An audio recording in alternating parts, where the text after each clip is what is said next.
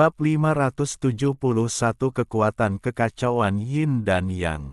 Melihat pemandangan hitam putih yang bergantian, berputar-putar di hadapannya, mata Simu sedikit berbinar, dan ia tiba-tiba merasakan pencerahan, seolah-olah tabir telah terangkat dari hatinya. Tangan kanan membawa Yin sementara tangan kiri merangkul Yang, dua energi Yin dan Yang. Berharmonisasi dalam kehampaan. Kunci tahap ketiga dari teknik mendalam 9 revolusi terletak pada harmoni dan integrasi Yin dan Yang. Bukan berarti kekuatan Yin dan Yang harus saling menahan, mencapai keseimbangan statis, itulah alasan kegagalannya yang berulang sebelumnya. Kekuatan Yin dan Yang bertemu di dantian, dan menyatukannya secara paksa mustahil. Esensi sejati terletak pada membiarkan alam berjalan sebagaimana mestinya, membimbing kedua kekuatan untuk bercampur, meresap, dan bertransformasi satu sama lain, mencapai keseimbangan yang dinamis dan halus. Begitu, satu celah terbuka, semua celah terbuka, kesuraman yang sebelumnya menghantui ketidakmampuan Simu untuk mengintegrasikan Yin dan Yang langsung lenyap. Ia melihat dua ekor ikan mas, satu hitam dan satu putih, berputar-putar dan melayang di atas kepalanya.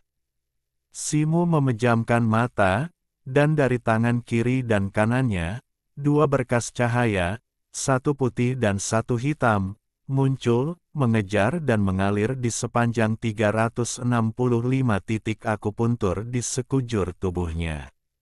Saat kedua ikan koi itu menyelesaikan rotasinya, cahaya hitam putih di tubuh Simu juga menyelesaikan siklusnya, akhirnya kembali ke dantiannya dan menetap menjadi gumpalan kabut yang kacau. Kemudian, saat kedua ikan koi itu terus berputar, cahaya hitam putih baru segera muncul dari tangan Simu, terus mengalir di sepanjang titik akupuntur di dalam tubuhnya. Dengan aliran energi Yang dan Yin yang ekstrim yang terus-menerus, Simu jelas merasakan tubuhnya berangsur-angsur menjadi lebih kuat, terutama di tangannya, di mana sensasi panas dan dingin semakin intens. Pikiran Simu sedikit rileks, dan ikan koi hitam putih di atas kepalanya bergetar, rotasi mereka segera melambat. Jantungnya berdebar kencang, dan ia segera menenangkan diri, memfokuskan perhatiannya untuk memisahkan energi Yin dan Yang, mengarahkannya agar mengalir dan bergerak sesuai arahan ikan koi hitam putih. Waktu berlalu bagai anak panah, dan 3 tahun telah berlalu dalam sekejap mata. Di dalam kediaman Simu, beberapa pria berpakaian pelayan mengelilingi seorang pria paruh baya bertubuh gempal mengenakan topi bundar hitam kecil, raut wajah mereka dipenuhi kegelisahan. Pelayan Ki, tuan rumah belum muncul selama 3 tahun, dan sekarang Tuan Kai juga menghilang. Semua orang merasa gelisah. Tahukah Anda kemana tuan rumah pergi? Tanya seorang pelayan. Qi Feng dengan canggung membetulkan topi bundar kecilnya, berpura-pura tidak senang, dan berkata, "Tuan rumah sudah sewajarnya mengasingkan diri untuk berkultivasi. Ini sudah pernah terjadi sebelumnya, apa masalahnya?" Ketika Tuan Kai di sini, beliau sesekali menyampaikan instruksi dari penguasa istana, tetapi sekarang Tuan Kai telah pergi, dan semua orang di sini adalah pendatang baru, hal itu tak terelakkan. Sebelum pelayan itu selesai berbicara, Qi Feng melambaikan tangannya, menyela. "Penguasa prefektur mengirimi saya pesan beberapa hari yang lalu, menanyakan tentang hasil panen dari air terjun roh dan tanah roh. Kalian hanya perlu melakukan pekerjaan kalian dengan baik, jika tidak, ketika Tuan Prefektur kembali, mari kita lihat bagaimana kalian menjelaskannya." Qi Feng meninggikan suaranya, berpura-pura sedikit marah. Petik 2. Penguasa prefektur mengirim pesan balasan. Bagus, bagus, kita bisa tenang sekarang. Para pelayan tampak gembira dan berkata berulang kali. Setelah semua orang pergi, wajah Qi Feng menjadi muram, dan ia menatap ke kejauhan dengan sedikit khawatir. Dor, di sebuah lembah terpencil. Di tingkat kedua tanah suci, semburan air besar tiba-tiba meletus dari tengah air terjun yang besar. Dengan suara, wus, sesosok tubuh kekar tiba-tiba terbang keluar, mengepakkan dua sayap api yang besar, melayang di udara. Itu Simu. Ia mengenakan jubah biru dengan lengan baju lebar yang digulung tinggi, dan menatap tangannya yang tergenggam di depannya dengan ekspresi gembira. Tangan kirinya, yang terulur hingga lengan bawah, memancarkan cahaya putih yang menyilaukan, tampak sebening dan setransparan kristal yang indah. Tangan kanannya, bersama dengan lengan bawahnya, memancarkan cahaya hitam pekat, tampak sekuat besi hitam. Ketika tinjunya beradu, terdengar dentang yang menggema. Pola-pola rumit muncul di kedua lengannya, menyerupai dua ikan yang sedang berenang dan, ketika disatukan, membentuk pusaran air. Pola di tangan kirinya berwarna hitam legam, sementara di tangan kanannya berwarna putih transparan, dengan sempurna mewujudkan prinsip yin dan yang, di mana masing-masing mengandung satu sama lain.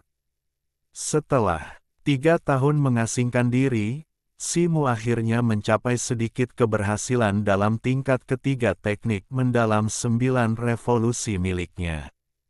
Pada saat ini, dantiannya dipenuhi dengan Qi sejati, mengalir perlahan dan berirama ke arah tertentu. Sebuah pikiran terlintas di benak Simu, dan pola-pola rumit di lengannya tiba-tiba menyala. Cahaya hitam putih langsung merambat di sepanjang lengannya menuju bahu dan punggungnya. Dengan bunyi, wus, sayap api merahnya langsung ditelan oleh cahaya hitam putih. Api di sayap kirinya langsung berubah dari merah tua menjadi putih bersih, sementara sayap kanannya menjadi hitam pekat, dengan gumpalan kabut kacau yang samar-samar memancar darinya. Simu berbalik dan tiba-tiba mengepakkan sayapnya. Dengan bunyi, wus, serangkaian bayangan muncul di udara. Dalam sekejap, sosoknya muncul beberapa mil jauhnya. Simu melayang di udara, melirik kembali ke lokasi sebelumnya. Air terjun yang tadinya ada di sana telah menjadi titik kecil, dan ia merasa sangat puas. Kecepatan ini jauh melampaui sayap api yang sebelumnya telah diresapi dengan satu kekuatan yang murni, hampir tidak bisa dibedakan dari teleportasi. Kemungkinan besar tidak ada seorang pun di bawah peringkat Sein yang bisa menangkapnya. Sebelumnya, ia bisa menyembunyikan kekuatan yang ekstrim dari kultivasi Xuan Gong tahap pertamanya menggunakan kekuatan api merah. Lebih lanjut, kultivasi kekuatan yang ekstrim tidak terbatas pada Xuan Gong, jadi ia tidak menunjukkan kultivasi Xuan Gongnya. Namun, setelah sayap api hitam putih menyelaraskan yin dan yang, mereka tidak bisa menyembunyikan kekuatan yin dan yang melonjak. Siapapun yang memiliki mata tajam kemungkinan besar akan mengenalinya sekilas. Meski begitu, memiliki cara untuk melindungi diri selalu bermanfaat. Dengan pikiran ini, ia berbalik, sayap hitam putihnya mengepak terus-menerus, dan terbang cepat menuju area kosong tak terbatas yang ditunjukkan di peta. Sekitar 1/4 jam kemudian, kecepatan Simu menurun, sayap apinya kembali berwarna merah tua, dan ia perlahan turun dari langit. Meskipun sayap api hitam putih itu sangat cepat, mereka mengonsumsi banyak energi sejati. Dengan energi sejati Simu saat ini, ia hanya bisa bertahan sejauh ini. Setelah mendarat di puncak gunung yang sama sekali tak berpenghuni, ia duduk bersila, membalikkan pergelangan tangannya, dan langsung mengeluarkan batu roh kelas atas untuk diserap. Setelah menutup mata dan bermeditasi selama beberapa lusin tarikan napas, rasa lelah di wajahnya lenyap, dan ia mendapatkan kembali energinya. Dengan ketukan ringan jari kakinya, Simu melayang ke udara, ditopang oleh awan kabut di sana. Kilatan melintas di matanya, dan ia mengepalkan tinjunya. Cahaya hitam dan putih memancar dari telapak tangannya, berkumpul menjadi kabut kacau dengan warna hitam dan putih yang berselang-seling. Simu mengepalkan tinjunya, memegang kabut dengan erat, lalu melangkah maju dan mengayunkan lengannya dengan tajam ke depan, mengirimkan kabut kacau itu dari ujung tinjunya. Begitu kabut kacau lepas dari kendalinya, ia mulai berputar cepat, berubah menjadi bola hitam putih seukuran kepala di udara, melesat menuju puncak gunung bagai kilat. Simu menyaksikan bola hitam putih itu terbang, tubuhnya bergoyang, hampir jatuh dari udara. Hanya dengan satu serangan, ia merasakan energi sejatinya terkuras habis. Semuanya berubah menjadi energi yin dan yang dan terserap. Cahaya di lengannya memudar, kembali ke warna kulit normalnya. Saat itu, gumpalan kabut kacau perlahan mengalir dari dantian Simu, menghilang ke seluruh tubuhnya, meredakan rasa energi sejatinya yang terkuras. Ia segera mengeluarkan 2 pil pemulihan dan menelannya. Tatapannya tertuju pada bola hitam putih itu. Saat bola hitam putih itu terbang di udara, ia tidak mengeluarkan suara apapun, bahkan tidak sedikit pun energi sejati yang keluar. Ia tampak biasa saja, seolah tidak berbahaya kecuali kecepatannya.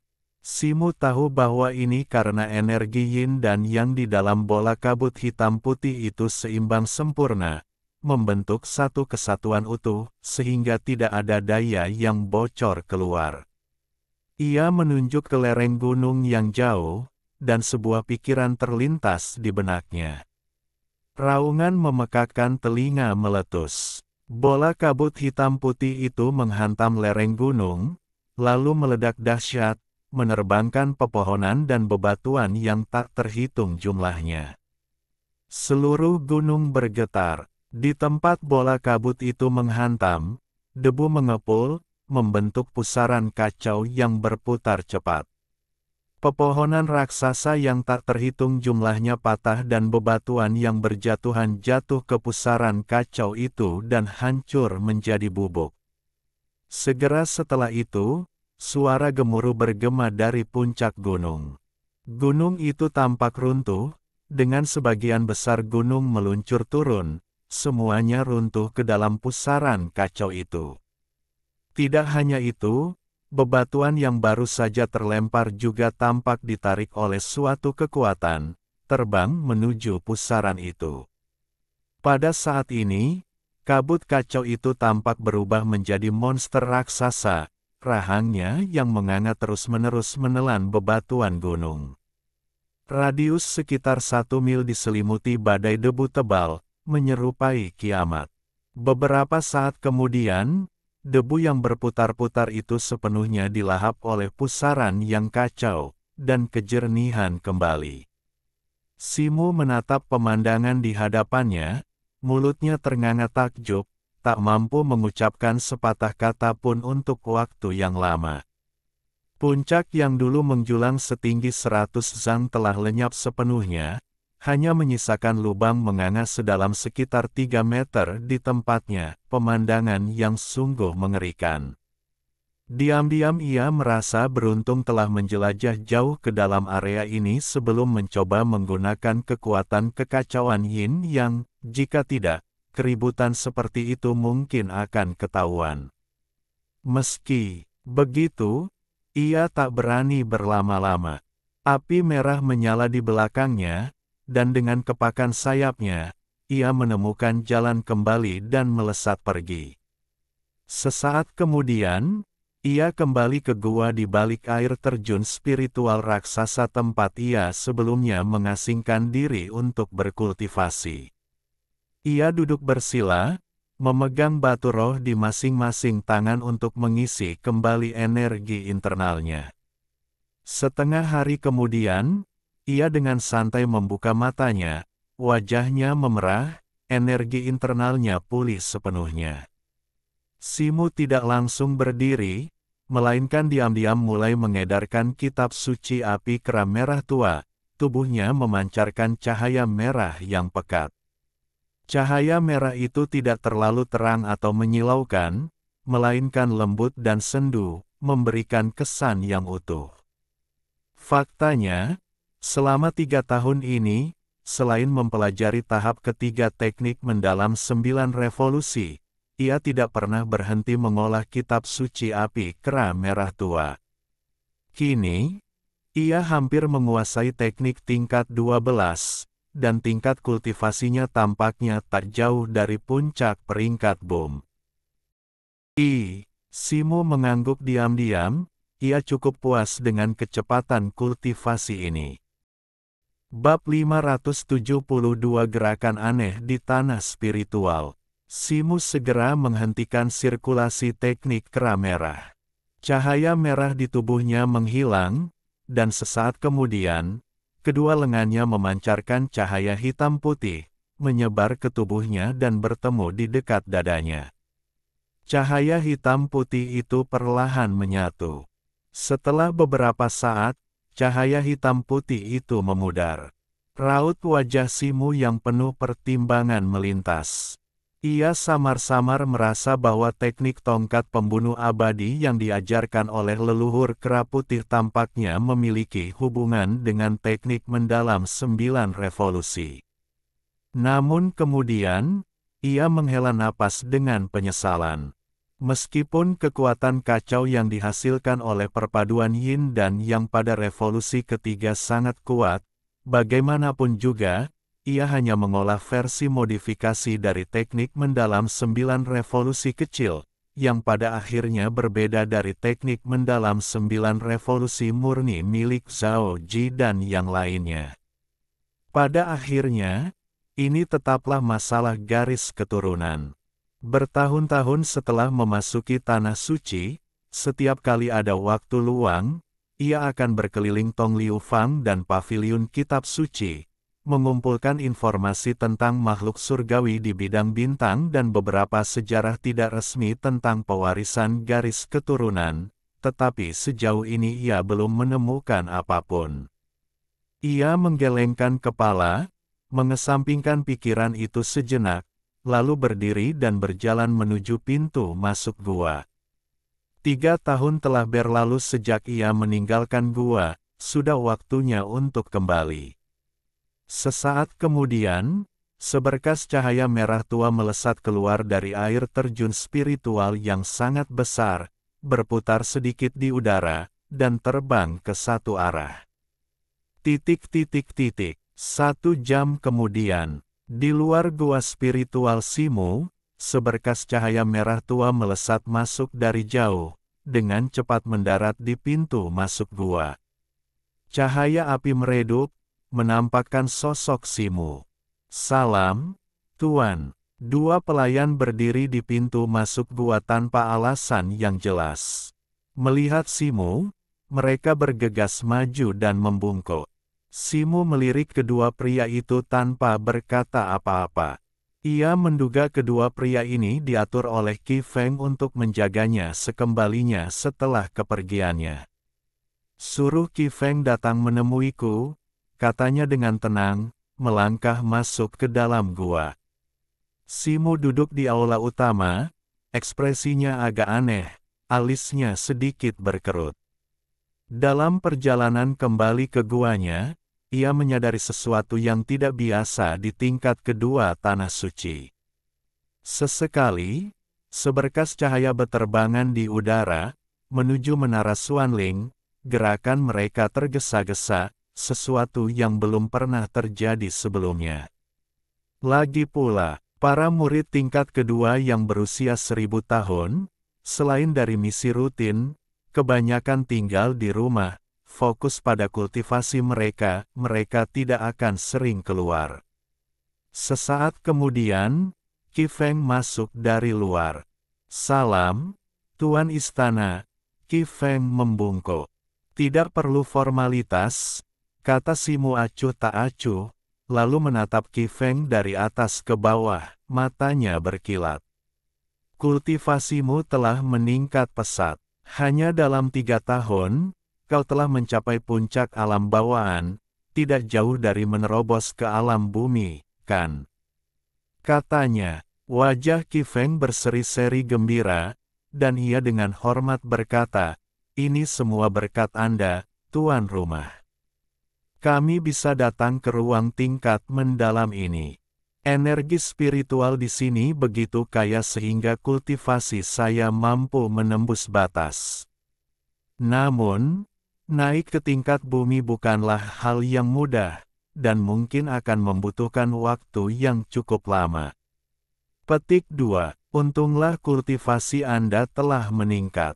Anda harus mempersiapkan diri dengan baik, cari beberapa pil, dan tidak masalah jika Anda mengambil lebih banyak batu roh dari akun. Tingkatkan saja kultivasi Anda ke tingkat bumi sesegera mungkin. Saya biasanya fokus pada kultivasi, dan tanah spiritual masih membutuhkan Anda untuk merawatnya dengan baik, kata Simu. "Terima kasih atas kebaikan Anda yang luar biasa, Tuan Ru." Qi Feng sangat gembira dan segera berlutut.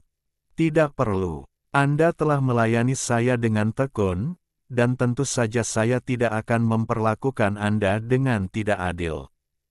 Simu melambaikan lengan bajunya, dan gelombang energi mengangkat Qi Feng. "Jangan khawatir, Tuan Istana, aku akan mengurus semua yang berkaitan dengan tanah spiritual," kata Qi Feng cepat. "Aku memanggilmu ke sini karena ada beberapa hal yang ingin kutanyakan." Simu mengangguk, lalu menceritakan hal-hal aneh yang dilihatnya di tanah suci dalam perjalanan. "Mengenai masalah ini, aku juga telah menyelidikinya. Selama Tuan menyendiri, sepertinya ada sesuatu yang terjadi di dalam sekte. Banyak murid 1000 tahun dari ranah Xuan Reng dikirim, tampaknya untuk menjalankan misi sekte, tetapi aku tidak tahu apa misi spesifiknya," kata Qi Feng. Simu mengangguk setelah mendengar ini, tidak terlalu peduli dengan masalah tersebut. Qi Feng kemudian melaporkan kepada Simu tentang hasil panen tanah spiritual selama 3 tahun terakhir. Manfaat tanah spiritual di ranah Xuan Reng memang jauh lebih besar daripada tanah spiritual Huang Reng sebelumnya.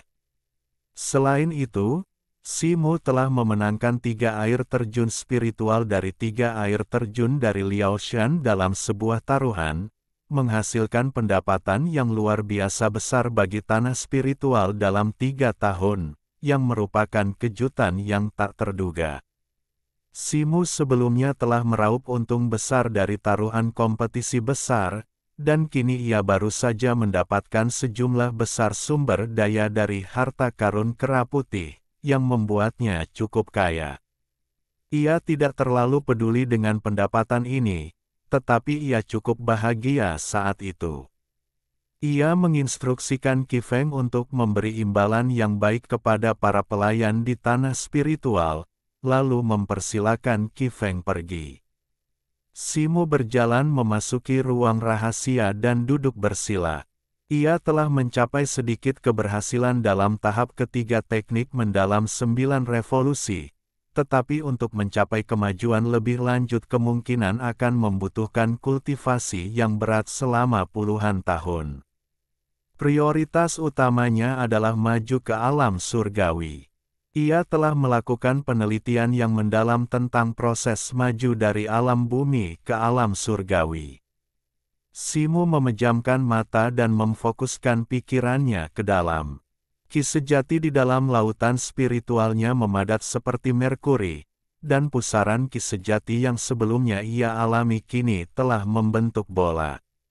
Maju dari alam bumi ke alam surgawi akan menyebabkan perubahan dramatis pada ki sejati di dalam lautan spiritual, berevolusi dari ki sejati cair menjadi inti emas padat, menandakan kesuksesan besar alam surgawi. Akibat perubahan lautan spiritual ini, di beberapa wilayah bintang, alam surgawi juga disebut sebagai alam inti emas. Namun, sebelum benar-benar mencapai alam inti emas, seseorang perlu mengolah alam bumi hingga tahap kesempurnaan agung, mencapai apa yang umumnya dikenal sebagai alam inti semu. Kultivasi Simu saat ini masih jauh dari alam inti semu. Setelah berpikir sejenak, ia memutuskan untuk mengasingkan diri lagi untuk sementara waktu guna mencobanya. Simu melambaikan tangannya, melepaskan beberapa berkas cahaya. Semburan cahaya bersinar di luar gua, mengembun menjadi lapisan-lapisan susunan sihir yang menyelimuti gua. Ia mengeluarkan pil Yangzi dan menelannya, lalu menutup mata untuk berkultivasi. Tubuhnya memancarkan cahaya merah. 3 bulan berlalu dalam sekejap mata. Di dalam ruang rahasia, Simu membuka matanya, tubuhnya dikelilingi oleh bola cahaya merah yang hampir sempurna. Ia sedikit mengernyit dan mendesah. 3 bulan kultivasi yang berat, namun kultivasinya belum mencapai alam inti semu, ia selalu kekurangan sedikit. Sepertinya alam inti semu tidak mudah dicapai. Aku harus mengikuti saran dalam kitab suci api kera merah dan mencari ginseng api 1000 tahun, gumam Simu dalam hati. Di akhir kitab suci api kera merah, sebuah metode untuk mengolah kitab suci api hingga mencapai pang. Aknya disebutkan, menggunakan ginseng api langka untuk meramu cairan spiritual, mengonsumsinya terus-menerus selama 49 hari, dan menggunakan kekuatan ginseng api untuk menembusnya dalam satu gerakan. Simu awalnya tidak berencana menggunakan metode ini, mengandalkan kultivasi yang keras, tetapi sekarang tampaknya ia telah meremehkan hambatan alam inti semu. Ia merenung sejenak, lalu tiba-tiba berdiri dan berjalan keluar. Sesaat kemudian, seberkas cahaya merah terbang keluar dari tanah spiritual, menuju menara Xuanling. Setengah hari kemudian, seorang pemuda berjubah hijau muncul dari paviliun Tianbao di Tongliufang, itu adalah Simu. Akan tetapi, ekspresinya tampak agak tidak menyenangkan saat ini. Manajer bertubuh gempal itu tersenyum lebar, menemaninya saat ia keluar. Rekan Taoisi, saya sungguh minta maaf, tetapi ginseng api 1000 tahun adalah barang yang sangat langka dan berharga. Paviliun harta karun surgawi saya belum pernah menangani transaksi semacam ini selama hampir 100 tahun, kata manajer itu dengan nada meminta maaf. Kini setelah Simu menjadi murid 1000 tahun, manajer itu tentu saja menjadi lebih hormat dan ramah. Penjaga toko, Anda menyanjung saya. Saya tahu barang ini sulit ditemukan, tetapi Anda memiliki koneksi yang luas, jadi mohon nantikan saya. Jika ada ginseng api 1000 tahun yang muncul dimanapun, mohon beritahu saya, kata Simu. Tentu saja, saya akan segera menginstruksikan semua orang untuk menyelidiki masalah ini untuk Anda, kata manajer itu. Terima kasih atas bantuannya, Simu menangkupkan tangannya sebagai ucapan terima kasih, lalu berjalan pergi. Melihat Simu pergi, manajer itu segera kembali ke toko dan mengambil token komunikasi berwarna putih. Simu berjalan menyusuri jalan-jalan Tongliufang dengan tangan di belakang punggung, alisnya berkerut. Sebelum datang ke Tongliufang, Ia sudah mencari di lembah 100 harta karun dan balai pengobatan abadi sekte tersebut, tetapi belum menemukan ginseng api 1000 tahun. Tong Liu Fang adalah harapan terakhirnya, tetapi juga kosong. Simu merenung cukup lama, mempertimbangkan apakah akan mengirim misi ke paviliun hukum segudang untuk menemukan ginseng api 1000 tahun, karena ia sudah memiliki cukup banyak poin Xuanling. Bukankah ini adik muda Si? Lama tak bertemu. Saat itu, sebuah suara datang dari samping. Ekspresi Simu berubah, dan ia menoleh. Ia melihat seorang pemuda berpakaian putih berdiri di pintu masuk sebuah toko tak jauh dari sana, tersenyum sambil menoleh. Ia adalah Su Yuan, murid 1000 tahun yang pernah menjadi wasit duelnya dengan Liao Shan dan yang lainnya. Adik senior Su Yuan, lama tak jumpa. Apa kabar? Simu berjalan mendekat dan mengangguk. Adik muda, Si, apa yang membawamu ke Tong Liu Fang hari ini?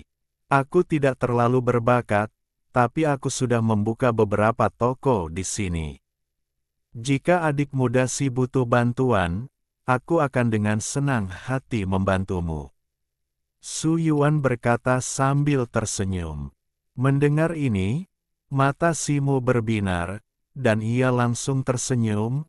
Kakak senior Su, kau sungguh luar biasa. Sebagai murid 1000 tahun, kau sudah memiliki beberapa toko di Tong Liu Fang. Kau benar-benar berbakat, membuatku merasa cukup malu. Adik muda Si, kau terlalu baik. Aku hanya membuka beberapa toko dengan bantuan keluargaku, tidak ada yang istimewa, jawab Su Yuan sambil tersenyum. Keduanya mengobrol sebentar, lalu Simu mengalihkan pembicaraan ke tujuan kunjungannya. Aku datang ke Tong Liu Fang hari ini untuk membeli barang langka, tapi sayangnya, aku belum menemukannya di beberapa tempat. Oh, apa itu? Tanya Su Yuan. Aku ingin ginseng api berusia 1000 tahun, semakin tua semakin baik. Aku ingin tahu apakah kakak senior Su Yuan bisa membantuku menemukannya. Simu menatap Su Yuan dengan mata penuh harap dan berkata, ginseng api berusia 1000 tahun. Mendengar ini, raut wajah Su Yuan sedikit berubah, dan ia meren. Sejenak. Kalau saudara muda Si tidak terburu-buru, kenapa tidak duduk saja di toko sebentar? Aku butuh waktu untuk menyelidiki, katanya. Baiklah, terima kasih atas bantuannya, saudara senior Su, kata Simu, mengikuti Su Yuan masuk ke toko dan duduk di aula samping. Su Yuan meminta pelayan untuk menyajikan teh spiritual dan buah sebelum bergegas pergi. Simu tidak berselera minum teh dan duduk di aula samping selama sekitar setengah jam. Su Yuan masuk dari luar, dengan senyum masam yang sedikit meminta maaf di wajahnya. Hati Simu mencelos, dan ia mendesah dalam hati. Maafkan aku baru saja menyelidiki tetapi tidak menemukan keberadaan ginseng api 1000 tahun. Aku juga sudah bertanya kepada klanku, tetapi mereka tidak punya stok, kata Su Yuan. Tidak apa-apa, aku sudah mencari barang ini selama beberapa waktu tanpa hasil. Kakak senior Su, tidak perlu, kata Simu dengan ekspresi kecewa. Petik 2. Kakak muda Si, tidak perlu kecewa. Meskipun aku tidak memiliki barang ini di tokoku, aku baru saja bertanya kepada beberapa murid berusia ribuan tahun dan mendapatkan beberapa keuntungan tak terduga, kata Su Yuan, mengganti topik pembicaraan. Bab 573 Benteng Keluarga Fang. Benarkah? Berita apa ini? Tanya Simu, terkejut sekaligus gembira. Saya punya sepupu yang bekerja di paviliun Wan Fa sekte kami. Saya baru saja mengirim pesan kepadanya untuk menanyakan tentang ginseng api 1000 tahun. Katanya seseorang di Paviliun Wanfa mengirim misi beberapa waktu lalu, dan hadiahnya memang ginseng api 1000 tahun, kata Su Yuan.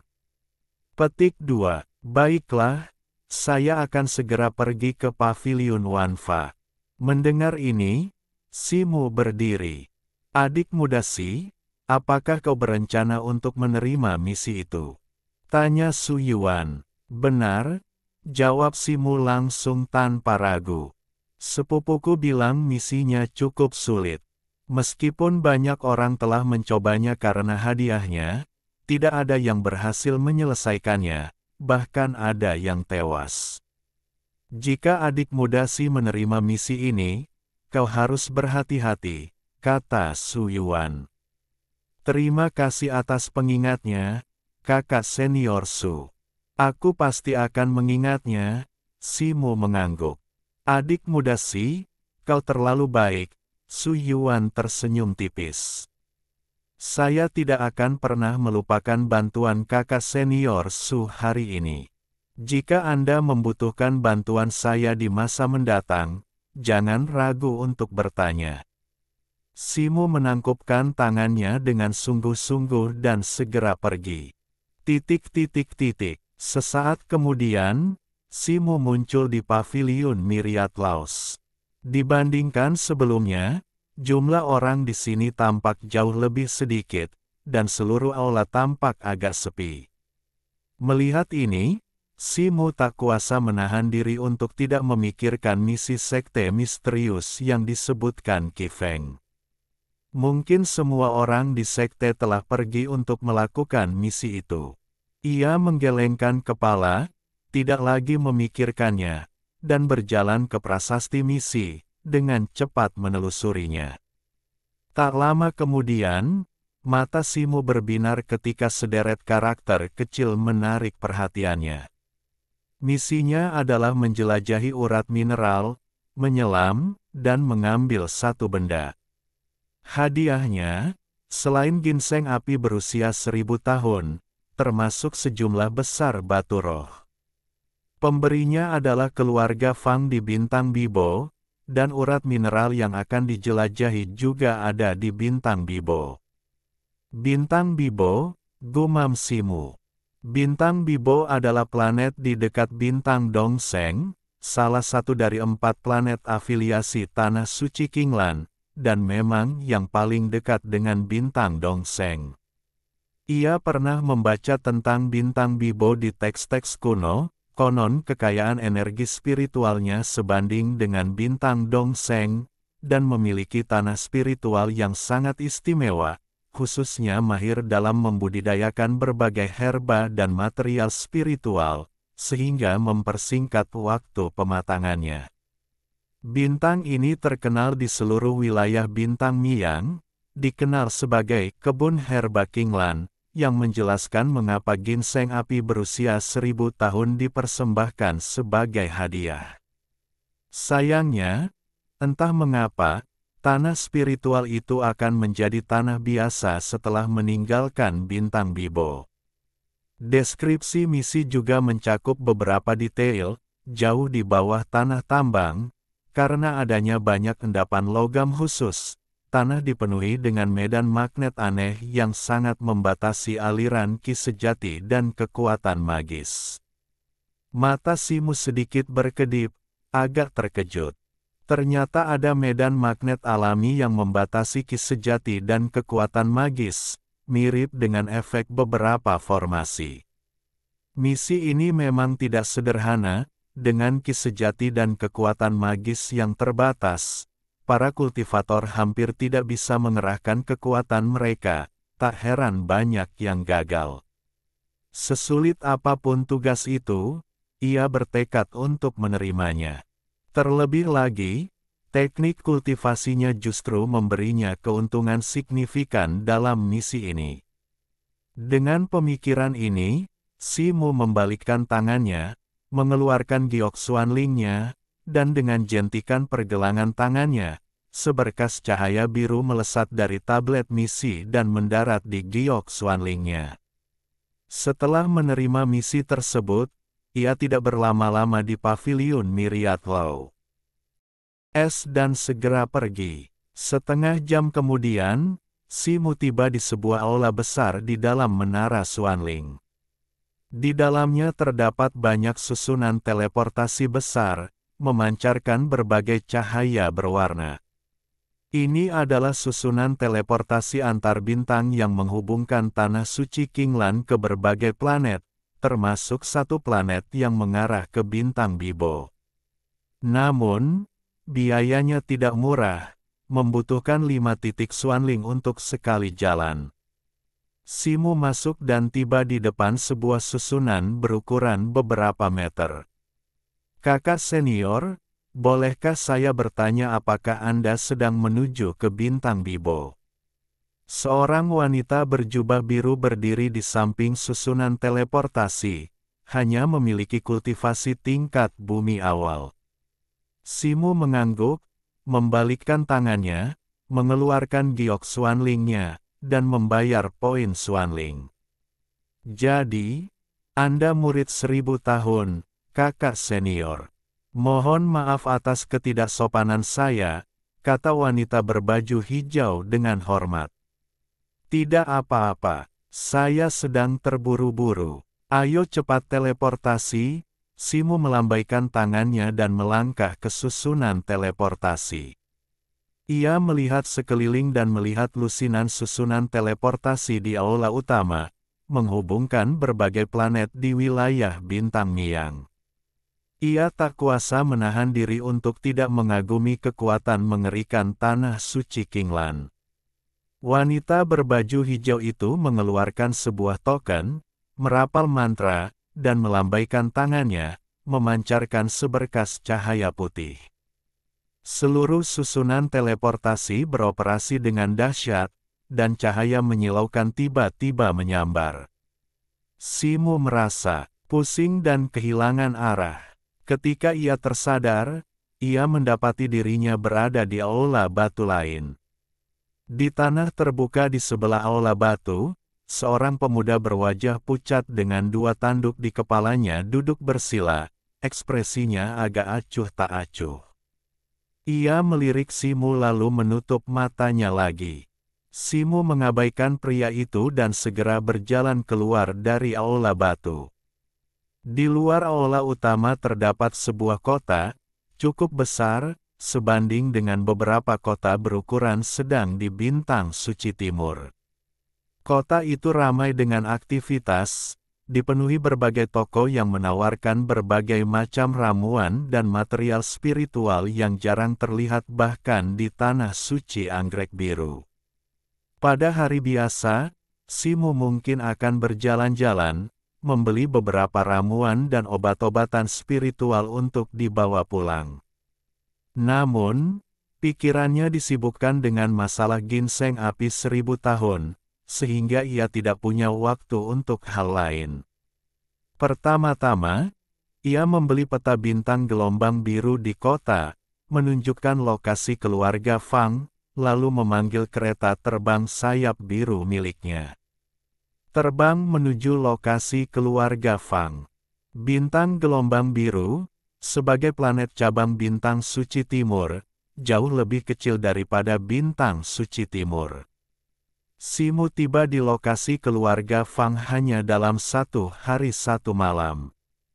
Sepanjang perjalanan, ia menemukan banyak tambang terbengkalai, pemandangan yang mengingatkannya pada masa-masa di Blue Ocean Star. Namun, ia tidak punya waktu untuk memikirkan hal-hal itu sekarang. Di tengah pegunungan yang bergulung-gulung, sebuah kastil besar berdiri, meliputi area seluas 20 hingga 30 mil. Seluruh kastil diselimuti oleh susunan besar dengan efek ilusi, bahkan jika orang biasa mendekat, mereka tidak akan dapat mendeteksi kastil di balik susunan tersebut. Namun, Simu memiliki kekuatan ilahi mata emas, jadi ia tentu saja tidak dapat menyembunyikan efek susunan tersebut. Ia berhenti di luar kastil, matanya berkilauan dengan cahaya keemasan saat ia mengamati sekelilingnya. Kemudian, ia melambaikan tangannya dan melepaskan seberkas cahaya merah tua yang terbang ke bagian tertentu dari susunan tersebut.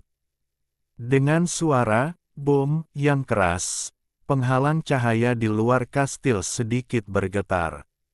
Sesaat kemudian, sebuah derit tajam datang dari dalam, dan sebuah retakan muncul di penghalang cahaya susunan tersebut. Seekor elang biru raksasa terbang keluar, lebar sayapnya mencapai 7 atau 8 set. Matanya bagai obor. Di punggung elang itu berdiri dua pemuda berjubah brokat abu-abu, keduanya manusia. Satu berwajah panjang dan sipit, alis tipis, dan mata sipit, dengan tatapan yang agak sinis. Yang lainnya pendek, berwajah bulat, agak tembam, dan selalu tersenyum. Keduanya berada di tingkat kultivasi earth rank, dan samar-samar terpancar niat pedang dari mereka. Pemuda bermata sipit yang berdiri di depan memiliki tingkat kultivasi yang telah mencapai tingkat bumi akhir, tidak jauh lebih lemah dari Simu. Siapa kau, dan apa yang membawamu ke benteng keluarga Fangku? Tanya pemuda bermata sipit itu, mengamati Simu dari ujung kepala hingga ujung kaki dengan nada tidak ramah. Simu terkejut, lalu tersenyum kecut pada dirinya sendiri.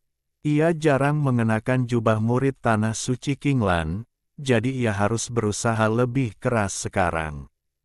Aku Simu, murid 1000 tahun Tanah Suci Qinglan.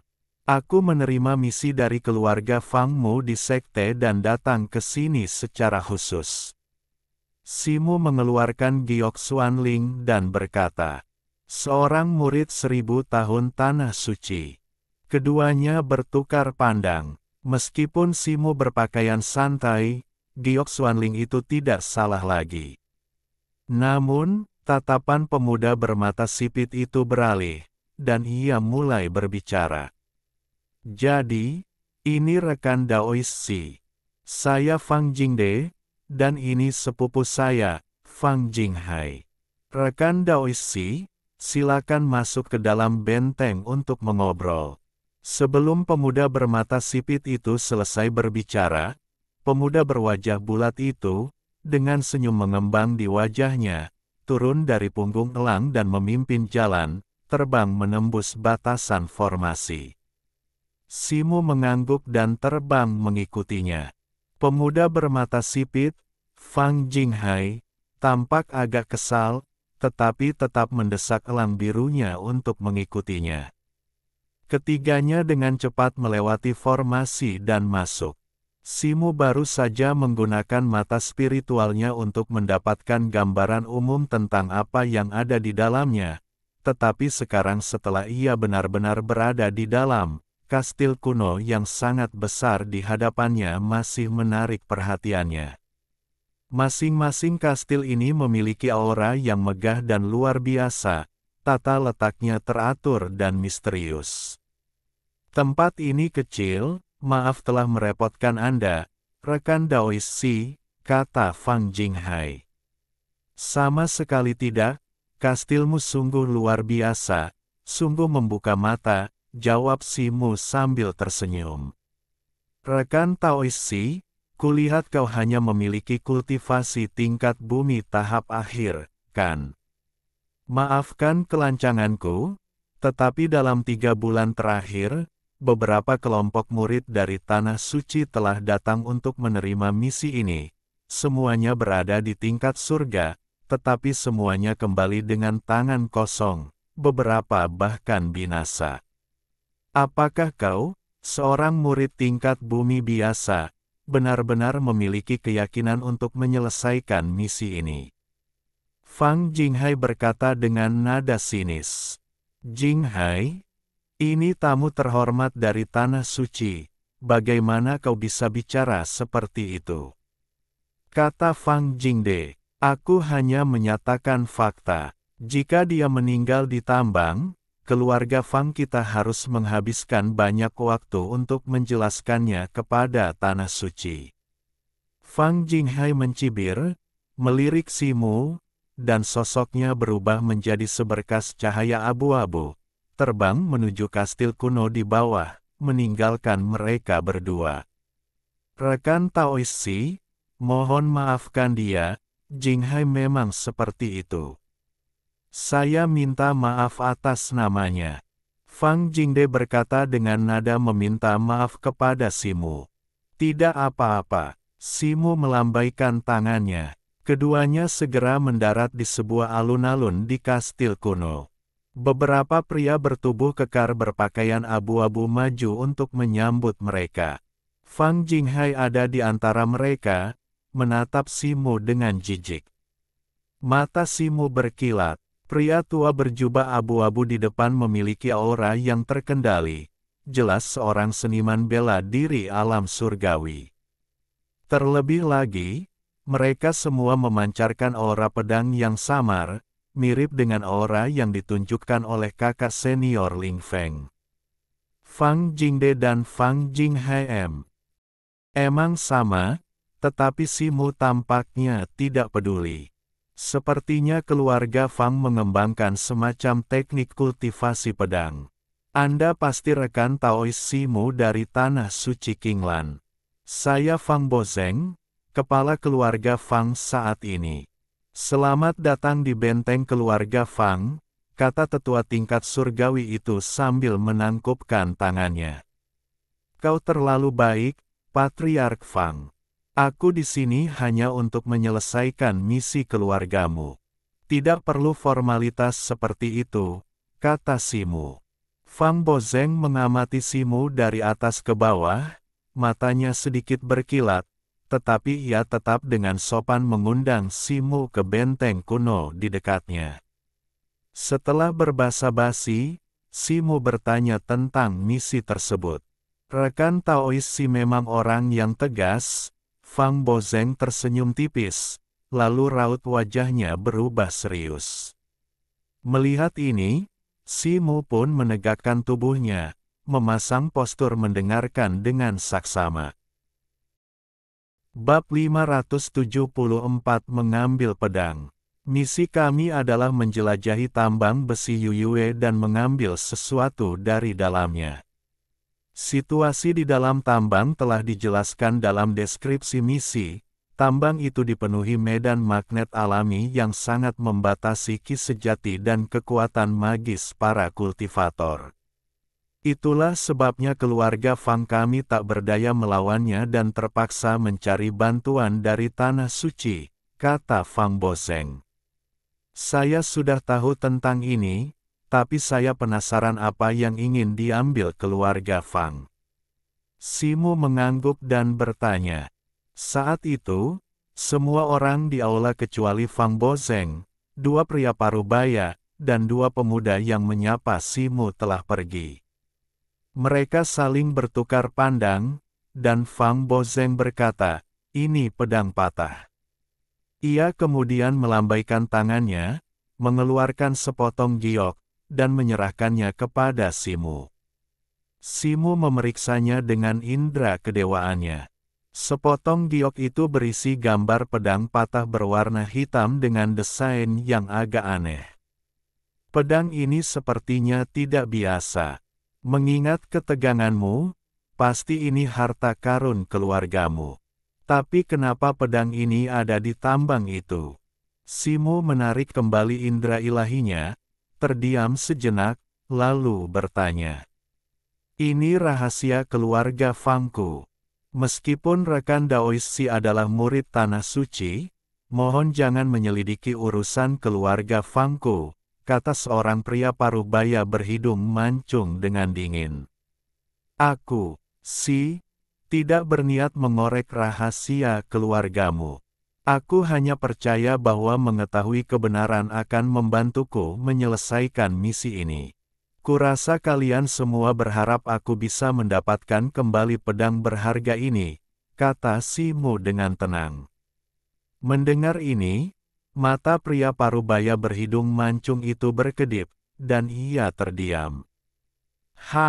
Itu pun kalau kau benar-benar mampu mendapatkan kembali fragmen pedang kuno dari tambang Yuyue. Kata Fang Jinghai dingin. Jinghai, jangan kasar. Fang Bozeng langsung menegur setelah mendengar ini. Rekan Daois Fang Jinghai ini sepertinya sudah sangat tidak puas denganku sejak awal, kata Si Mu setelah mengamati Fang Jinghai seharian. Aku hanya percaya pada mereka yang benar-benar mampu. Aku selalu begitu terhadap mereka yang hanya berpura-pura, kata Fang Jinghai dengan bangga. Begitukah? Si Mu mengucapkan dua kata ini, melirik yang lain sebelum senyum sinis tiba-tiba muncul di wajahnya. Kilatan cahaya hitam muncul di tangan kanannya, dan hawa dingin yang mengerikan tiba-tiba muncul, menyelimuti seluruh aula. Aula itu tiba-tiba tampak seperti dataran es yang sangat dingin, membekukan semua orang hingga ke tulang. Kerak, lapisan es tebal muncul dari udara tipis di aula, menyelimuti Fang Jinghai, Fang Bozeng, dan yang lainnya. Ekspresi mereka berubah drastis, dan mereka memancarkan berbagai cahaya warna, mencoba melepaskan diri dari es putih. Namun, kecuali es di sekitar Fang Bozeng yang retak, es di yang lain tetap tidak bergerak. Si Mu melambaikan tangannya lagi, tangan kanannya berputar-putar dengan cahaya hitam, dan es di ruangan itu dengan cepat menyusut, akhirnya mencair sepenuhnya. Hawa dingin di aula lenyap sepenuhnya, dan tak ada retakan sedikit pun di meja, kursi, atau lantai, seolah-olah es itu tak pernah muncul sama sekali. Fang Bozeng dan yang lainnya menatap Si Mu dengan sedikit ketakutan, bukan hanya karena kekuatan es mengerikan yang dilepaskannya, tetapi juga karena kendalinya yang luar biasa atas kekuatan es.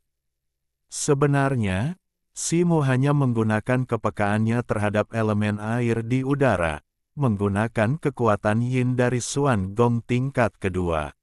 Sejenis teknik bela diri untuk langsung memadatkan uap air, menghasilkan efek yang menentukan dan mengintimidasi. Mengingat sejauh mana Xuan Gong 9 revolusi kecilnya dapat memanipulasi dan memanifestasikan kekuatan yin, ia tak perlu khawatir orang lain akan menyadari bahwa ia telah menguasai Xuan Gong 9 Rev. Olusi, salah satu dari 3 kemampuan ilahi tingkat penciptaan tertinggi di Tanah Suci. Tuan-tuan, apakah kalian puas dengan kekuatanku? Atau apakah kalian perlu mengujiku lebih lanjut? Si Mu tidak menatap Fang Jinghai, melainkan tersenyum tipis kepada Fang Bozeng dan 2 pria paruh baya lainnya. Wajah Fang Bozeng sedikit memerah, memperlihatkan senyum malu. Meskipun tampak sopan, ia diam-diam telah menginstruksikan Fang Jinghai untuk menguji kekuatan Si Mu. Kekuatan rekan Taois si sungguh luar biasa, kami mengaguminya, kata Fang Bozeng sambil menangkupkan tangannya. Patriark Fang, kau terlalu baik. Bisakah kita membahas detail misinya sekarang? Kata Si Mu. Fang Bozeng berhenti sejenak, lalu melambaikan tangannya. Fang Jinghai dan Fang Jingde pergi, hanya menyisakan Si Mu dan 3 orang lainnya di aula. Pedang patah itu disebut pedang kuno. Meskipun hanya pedang patah, itu adalah pusaka keluarga Fangku, kata Fang Bozeng dengan sungguh-sungguh. Jelas kalian semua menguasai teknik pedang, Si Mu mengangguk. Memang, Fang Bozeng mengangguk, lalu wajahnya memucat. Ini tragedi keluarga. Beberapa tahun yang lalu, seorang pengkhianat dari keluarga Fang saya mencuri pedang kuno. Namun, ia kemudian dikepung dan dikejar oleh anggota keluarganya, terpaksa mundur ke sekitar tambang Yuyue. Melihat ia tidak dapat melarikan diri, ia justru mengambil pedang kuno dan melarikan diri ke tambang Yuyue. Selama bertahun-tahun, kami telah mencoba berkali-kali untuk memasuki tambang dan mengambil pedang kuno, tetapi kami tidak berhasil. Kami tidak punya pilihan lain selain meminta bantuan dari Tanah Suci, kata Fang Bozeng sambil tersenyum pahit. Dua pria paruh baya lainnya juga tampak agak malu. Tentu saja, mereka tidak ingin orang luar tahu tentang skandal keluarga seperti itu. Setelah mendengarkan, Simo mengangguk perlahan, lalu bertanya, "Karena keluarga Fang telah mencoba berkali-kali, Anda seharusnya sudah memahami dengan baik situasi di dalam tambang Yuyue, kan? Tambang ini memiliki medan magnet yang membatasi kekuatan magis, jadi itu bukan masalah. Namun, entah kenapa, banyak serangga iblis aneh telah muncul di gua selama bertahun-tahun, membuat mereka mustahil untuk dilawan. Kultivasi kami juga terbatas, jadi kami tidak bisa masuk lebih dalam." Fang Bo sedang berbicara ketika ia mengeluarkan slip giok dan menyerahkannya kepada Simu. Ini berisi beberapa informasi yang diperoleh keluarga Fang kami dari penjelajahan mereka di dalam tambang Yuyue selama bertahun-tahun. Simu mengambilnya, memeriksanya dengan indera ilahinya, dan sedikit mengangkat alisnya. Slip giok itu berisi beberapa serangga iblis aneh, serta peta urat-urat tambang yang telah dieksplorasi oleh keluarga Fang. Setelah beberapa saat, Simu menarik kembali indera ilahinya. "Apakah kau sudah menemukan cara untuk menghadapi binatang-binatang iblis ini, Patriark Fang?" Ia terdiam sejenak, lalu bertanya. Fang Bozeng menggelengkan kepalanya dengan agak malu, berkata, "Serangga-serangga iblis ini sepertinya memakan biji besi Yuyue di tambang, dan tubuh mereka sangat keras. Kami sudah mencoba segalanya, tetapi meskipun mantra dan jimat dapat dilepaskan di dalam tambang, mereka tidak dapat melukai mereka sama sekali. Hanya beberapa jimat pengikat yang dapat menahan mereka sejenak, tetapi tidak dapat menimbulkan kerusakan yang signifikan." Mata Simo berkedip-kedip saat ia mempertimbangkan berbagai tindakan pencegahan. Namun, binatang-binatang iblis itu sepertinya tidak menyukai bau ramuan obat yang disebut tanaman meraj ilusi. "Kami menggunakan ramuan ini untuk menciptakan asap meraj ilusi, yang dapat mengusir serangga-serangga iblis itu untuk sementara," tambah Fang Bozeng. Simu mengangguk.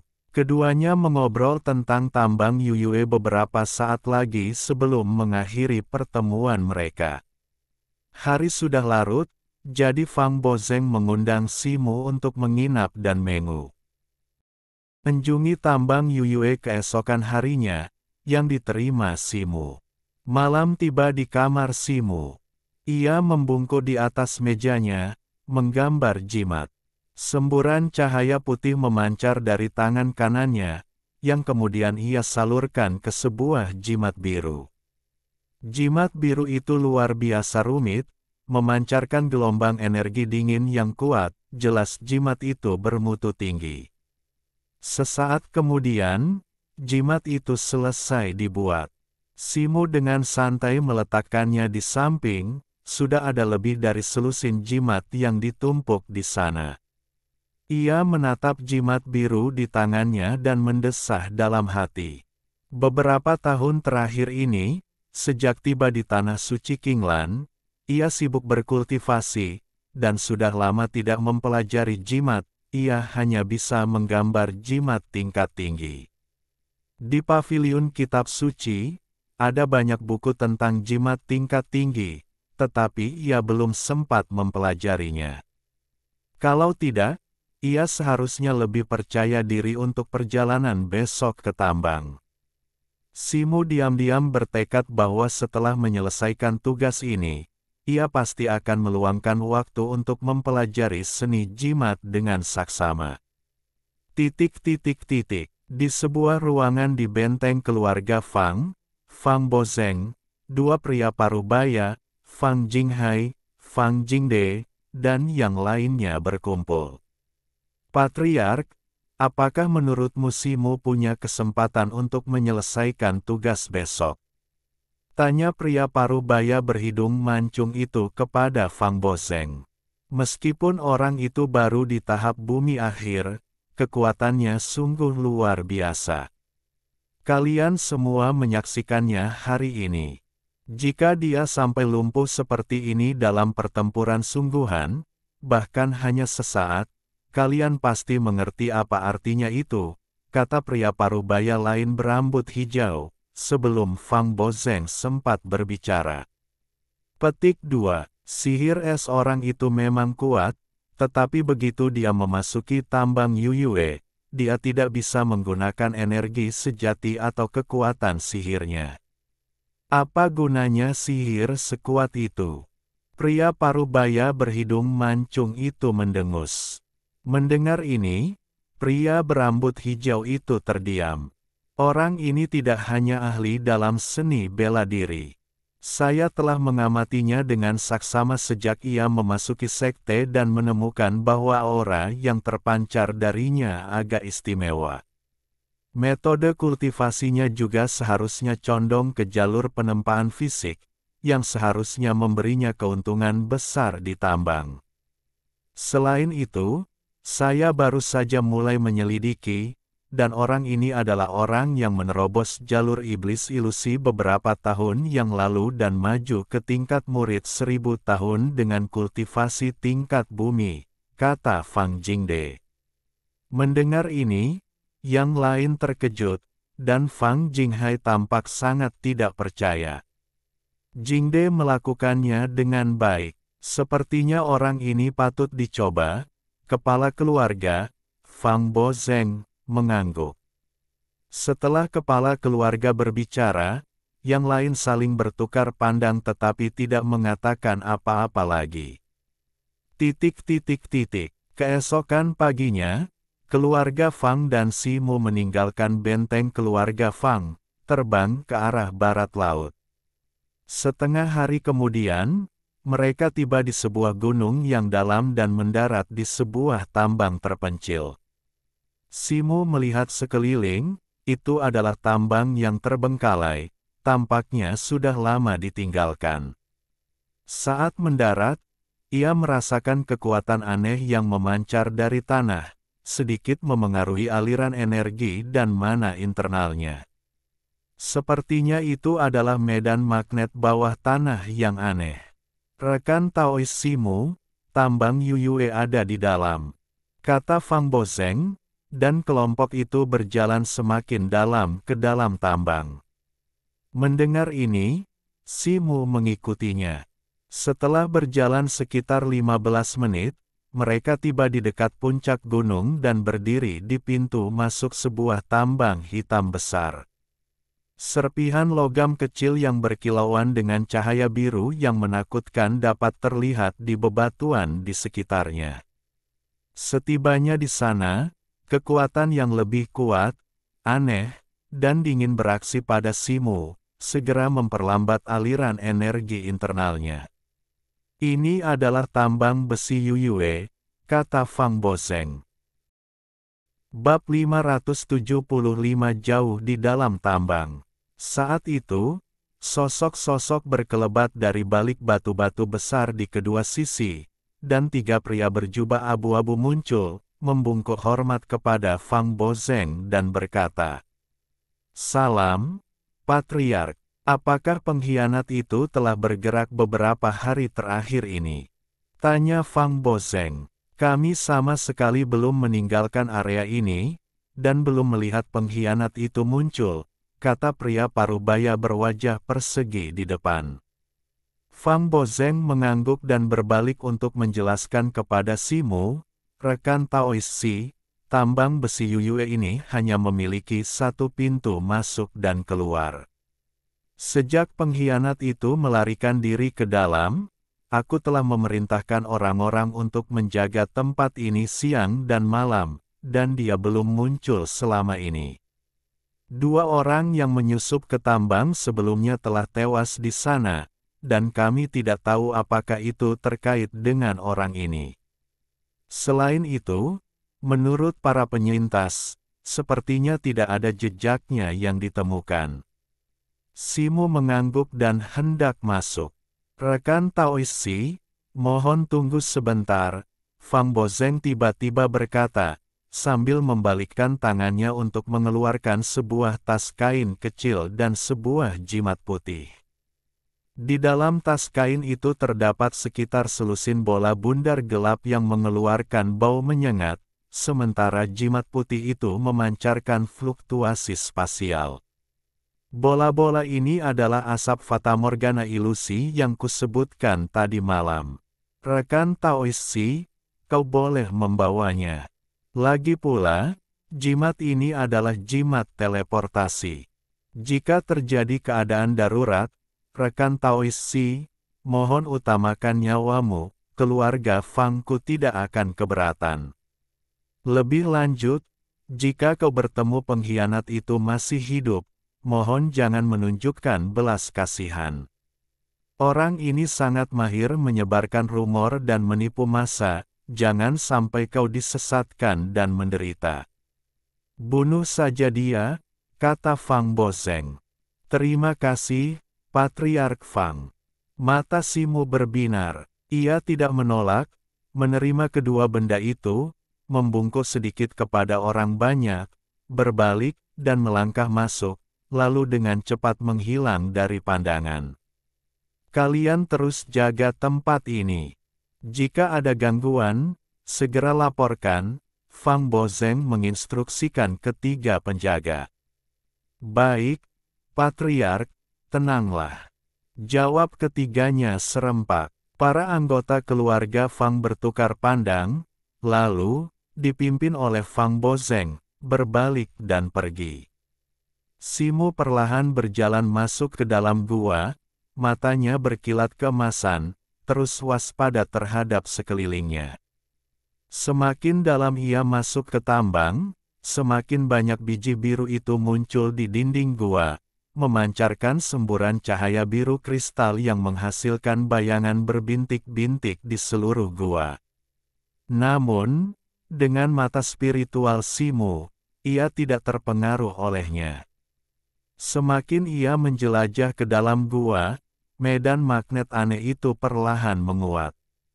Simu merasakan dirinya berada di dalam medan magnet ini, dan sirkulasi ki sejati dan kekuatan magis di dantiannya melambat drastis, hampir mencapai titik stagnasi.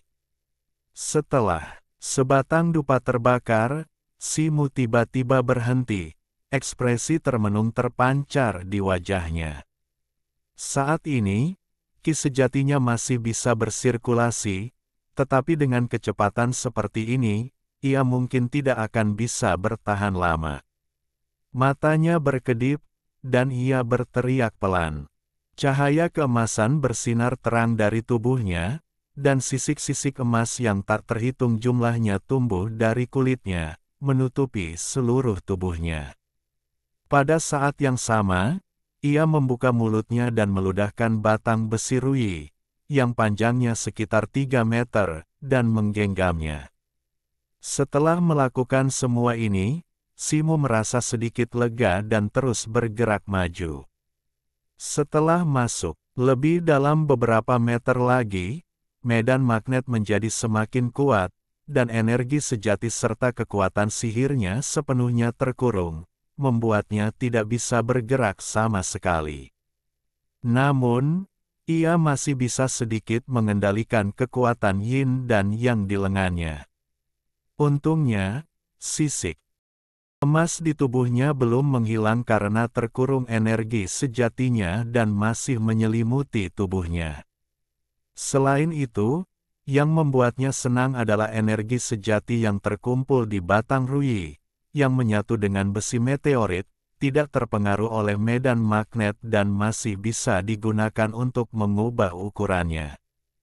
Tepat saat itu, dengan suara "wus" yang tajam, sebuah cahaya putih melesat dari samping dan mengenai kepala Simu.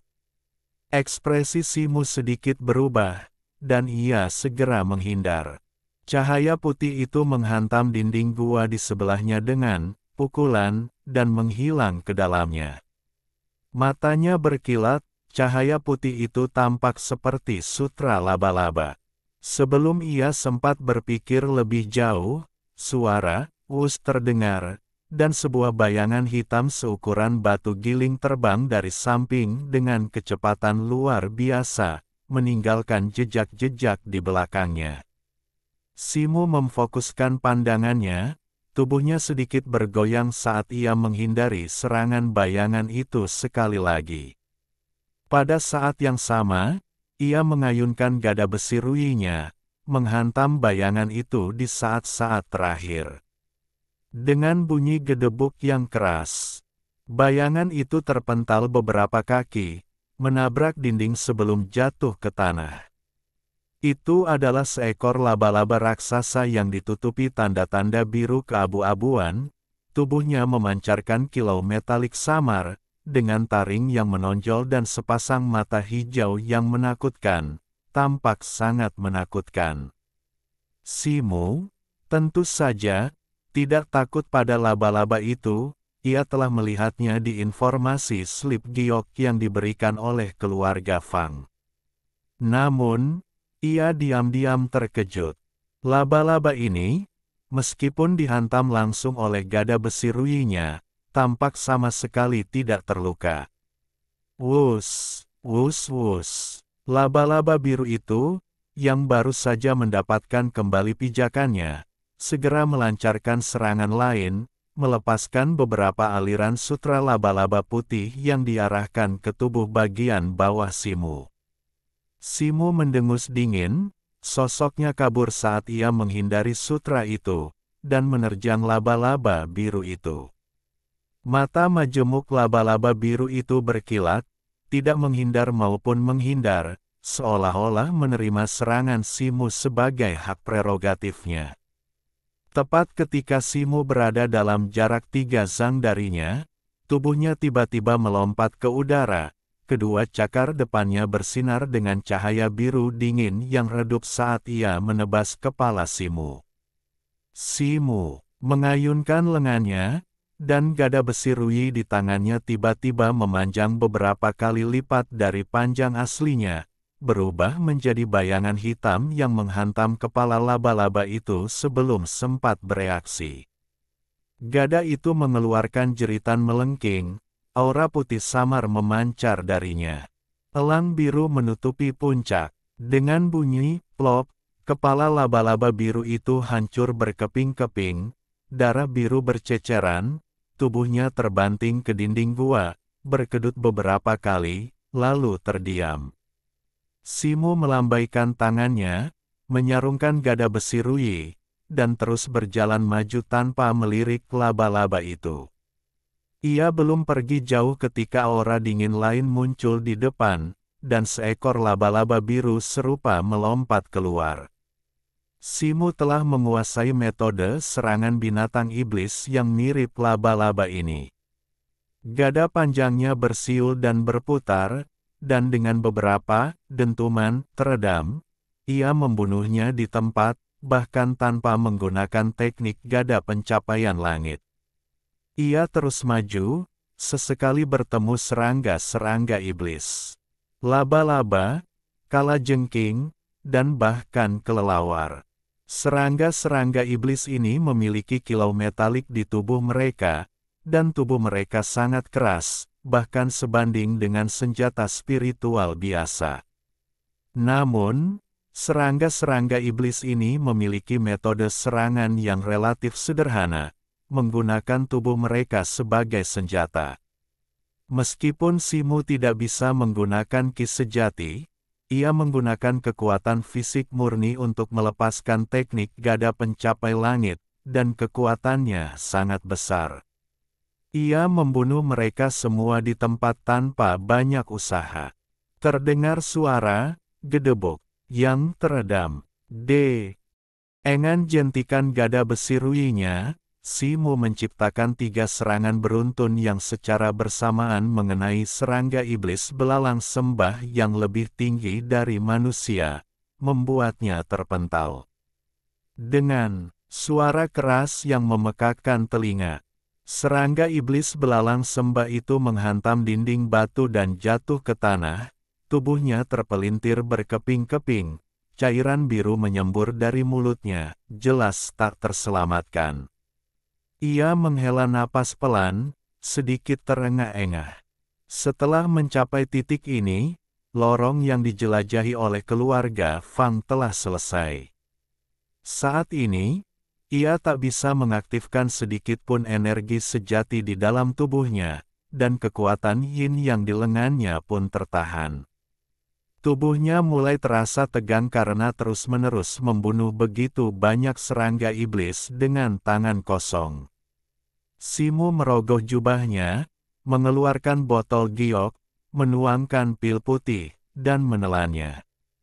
Tanpa energi sejati untuk memurnikannya, efek pil itu jauh lebih lambat, tetapi tetap memberinya sentakan energi. Tepat saat Simu hendak melanjutkan, tiba-tiba ia merasakan hawa dingin menjalar di tulang punggungnya.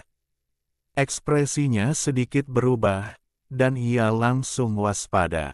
Suara gemerisik datang dari depan, dan sesosok besar muncul di hadapannya. Itu adalah kelabang hijau giok, setebal ember dan panjangnya 4 atau 5 zang, setiap ruas tubuhnya berkilau dan ganas. Cakarnya yang seperti pisau menggores tanah dengan suara berdentang, mengirimkan percikan api beterbangan. Untuk pertama kalinya, ekspresi Simu berubah serius. Tekanan dari serangga iblis kelabang ini jauh melampaui serangga iblis manapun yang pernah ditemuinya. Kelabang hijau giok itu mengangkat kepalanya, mata hijaunya yang menakutkan tertuju pada Simu, dan melancarkan serangannya. Ia membuka mulutnya lebar-lebar, menyemburkan seberkas cahaya hitam yang melesat ke arah Simu secepat kilat, tiba di hadapannya dalam sekejap. Bau busuk yang menyengat menusuk hidungnya. Simu, yang hendak menghancurkan cahaya hitam itu dengan gada besi ruyinya, tiba-tiba mengubah ekspresinya, berputar ke samping untuk menghindar.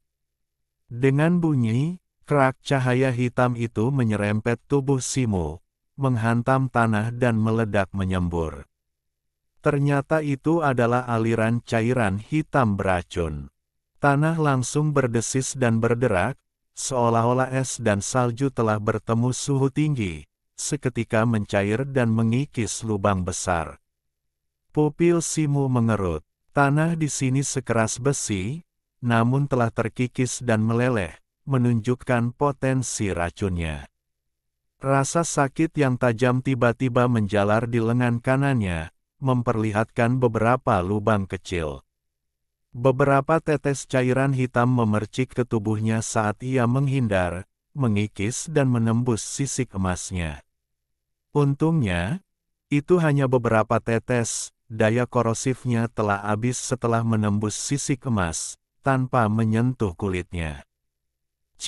Lipan hijau itu menjerit tajam, memutar tubuhnya, dan wujudnya yang sepanjang beberapa meter melesat keluar seperti panah, langsung menerkam Simu.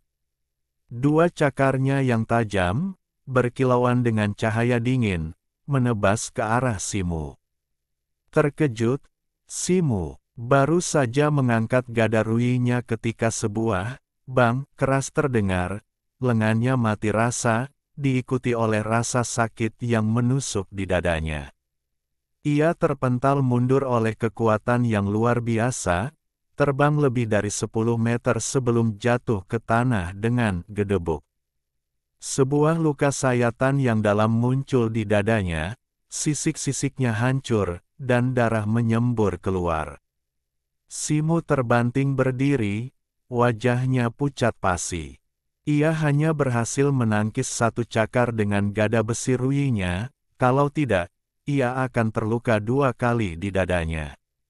Wus! Sebuah bayangan hijau melesat ke arahnya, kelabang hijau itu mengejarnya, tak memberinya kesempatan untuk bereaksi. Simu mendengus dingin, mendorong dengan kakinya, lalu terbang mundur, serentak merogoh jubahnya dan tiba-tiba mengayunkan senjatanya. 3 jimat kuning melesat keluar, pecah dengan ledakan, menjadi 3 awan kuning. Awan-awan ini dengan cepat berubah menjadi 3 sangkar kuning tanah, yang menghujani kelabang hijau itu. Jimat bermutu tinggi, jimat penjara tanah tembok kota. Kelabang hijau itu membeku, tubuhnya yang melesat terkurung erat oleh 3 sangkar, tubuhnya yang sepanjang beberapa kaki hanya mampu bergerak sedikit di bagian kepala dan ekornya. Binatang, matilah. Sesosok tubuh melintas, dan Simu muncul di atas kelabang itu. Gada besi ruyinya tiba-tiba membesar beberapa kali lipat, mengiris bayangan hitam sebelum mengenai kepala kelabang itu.